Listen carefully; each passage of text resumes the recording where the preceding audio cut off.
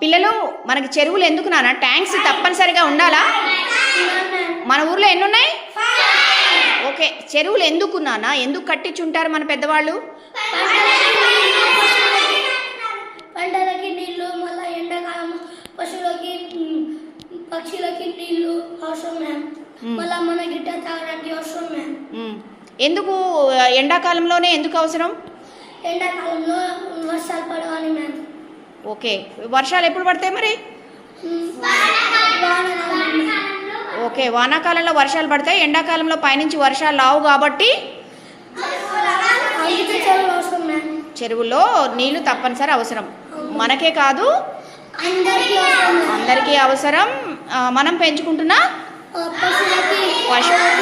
పశువులకి, మేకలకి, గొర్రెలకి కూడా అందరికీ అవసరం. అందుకనే ఈ చెరువులు ఉండాలి.